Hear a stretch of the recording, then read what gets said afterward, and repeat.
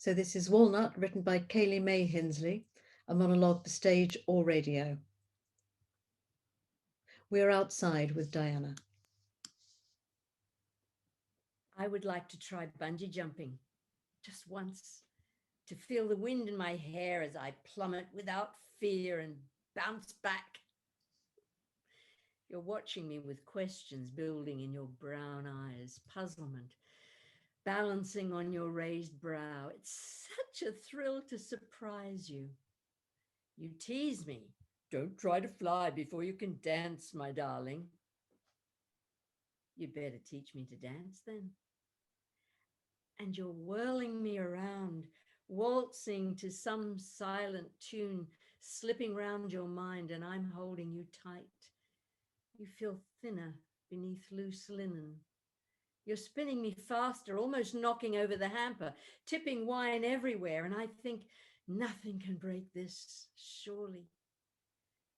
But then there's an awfully loud crack. You've trodden on a fallen walnut, split it wide open. I pick it up, discard the husk, and pop it into my mouth as you watch in mock disgust, revolting. Still protein, even with a little bit of grit in it. They're everywhere. I scoop them up and slip some into every pocket. A snack for later, maybe, only I forget until you're undressing me. You feel the lumps in my clothes and laughing, you pull them out and you ask me, what would happen if we planted these? I don't know, I say. They'll grow, probably. But for now, we forget. We let them roll away between the sheets. It's morning, and I can feel something digging in my spine, bruising up my back. I reach for it instinctively, uncomfortably, and yank it free. I examine it in the sunlight. Hard outer shell, odd little brain-like thing locked away inside. I think I might plant it. And just as I'm bringing it to you, all tucked up and neat, under a mound of earth inside a terracotta pot I got from the corner shop, you turn around and present me with a ring, all silvery and bright in the sunlight. And I find myself saying yes. After 6 years of trying, you finally unfurled me, I guess. You look down at the little pot and you ask me, how long will this one take? To germinate? A few months, maybe. I looked it up in the library. We wonder where we'll be. A lot can happen in a few months. Scene 2. We're inside, but there is silence. This house is too big, too empty without you. I rattle around inside it like the last pill in a bottle, the last sweet in a jar. There should be something around me, more of the same cushioning. There's only empty space. The things around me are just things, your things mostly, cold, hard things. I used to not mind them because they were your things and you did things with them, but now they're functionless, futile things standing there, a reminder that you're not. I can't stand them. I can't stand your armchair, but I'm drawn to it as if it were a magnet. So I'm sitting here staring at it in all its haunting glory. Fabric still creased in the shape of your ass cheeks, untouched since they lifted you out of it. For all its magnetism, I can't touch it. It repels me. I think it's terrifying now how somewhere once so warm is the coldest place in the house. I see you in the street sometimes.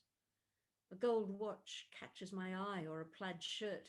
I know it's not you, But it makes me stop and wonder if those people really realize just how short a second is, how fast the time is flying by, and if any of them will get home to find cold, dead in an armchair.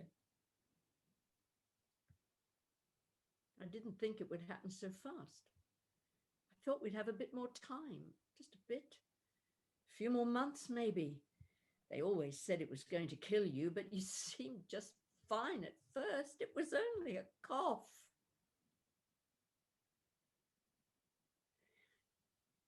The day you died, I cried on and off.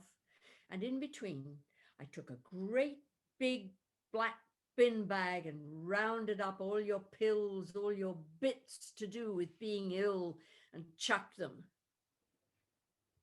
But it didn't help. The terracotta pot is still here, a constant reminder of things meant to be that never came to be. I've thought about chucking it, but I can't. So it sits there, the little wooden brain buried under all that dark stuff, all alone on my windowsill. The light's there, the sun streaming in through the glass, but it can't see it. It must know it's there, though, mustn't it? It knows it has to grow to meet it. Find something within itself to do that. But even if it does, there'll still be glass, won't there?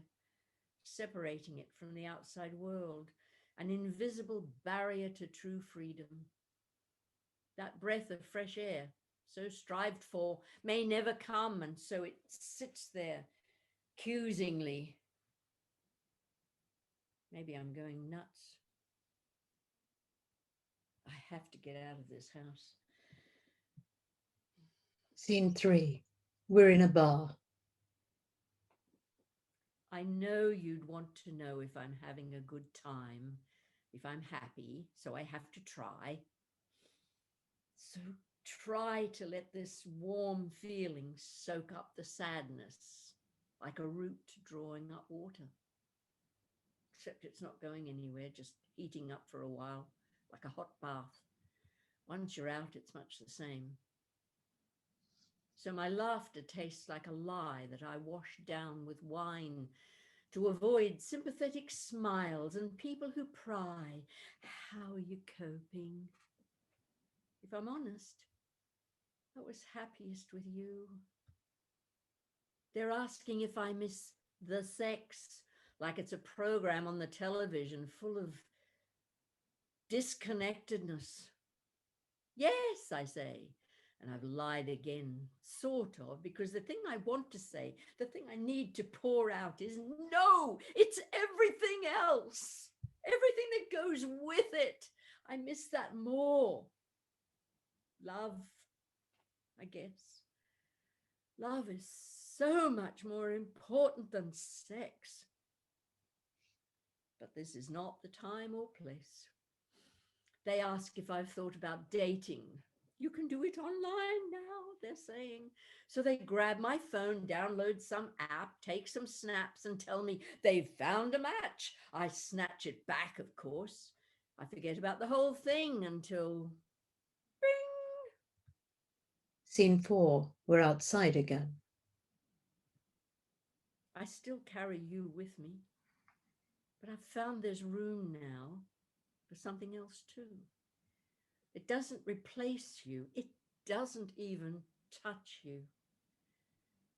It's as if another facet of me, one that was always apart from you, has resurfaced, become relevant again and bumped up against something new.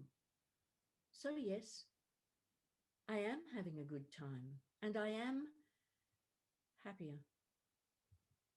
Again, now I have someone to whom I can say, I would like to try bungee jumping, just once, to feel the wind in my hair as I plummet without fear and bounce back. And for him to say, okay, I think I know a place, pick a day.